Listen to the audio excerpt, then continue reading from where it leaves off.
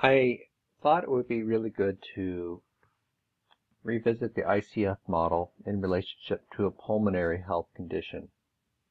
And so what you have here is a case of Bill, and then the ICF framework and factors that I've embedded here for you, and then some activities to help you in terms of making the connections, and a self-check really to see if you're accurate in regards to your labeling in these different categories. So I thought we'd start by just looking at this case and starting out with health condition. So we know Bill has COPD. So this would be his health condition. But there's other things that accompany the evolved body functions and structures regarding Bill. And for example, he also has low back pain, previous fracture to the pelvis, and then his medications, and some of these vital signs that help us to understand the functions and structures that are part of Bill's daily life. So in other words, there are many other sub-impairments or body functions that are part of this COPD. In other words, they are actual factors that are as a result of having this health conditions, such as the O2 sats where they're at, such as the heart rate where it is for Bill, such as his vital capacity because of that health condition of COPD.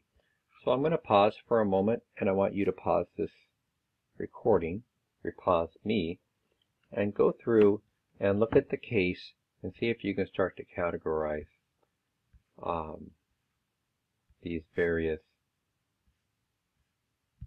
elements within the ICF model as it relates to Bill. So how did you do? You have an opportunity, as I mentioned, to go through these self-checks to see how you did in regards to categorizing these the case in relationship to the ICF model. Now, people get a little sometimes not certain about the personal factors. The personal factors are what is unique to Bill.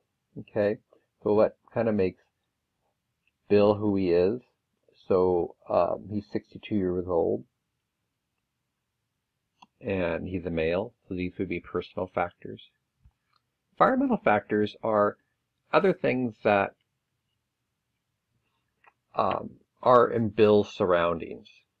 So in other words, the structure in which he lives could be an environmental factor. The fact that he has a cat could be an environmental factor, or a social support system, which in this case, he's married and lives with his wife and son.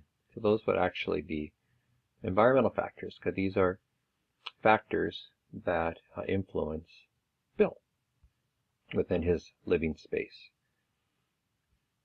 I want to also look at, or at least where this is going to help you, and this is, I think, it's really important to talk about, is all this mapping is going to help you really think about what types of exercises and interventions you're going to select for Bill to help him in his recovery.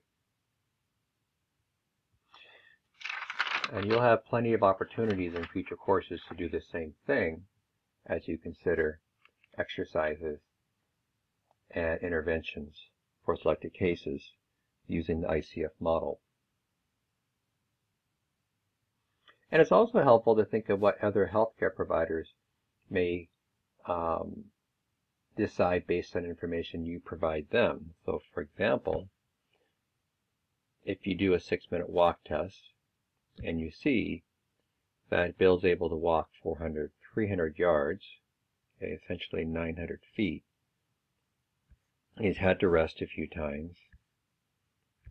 And how he does that, how that information provided to a doctor can help influence some of the decisions a doctor or other healthcare provider in terms of their decision making on ways to help support Bill and to help him have a high quality of life and to participate in activities and in a safe manner. So I wanted to share with you the supplemental browser here to help you think about ICF classification. Really nice resource.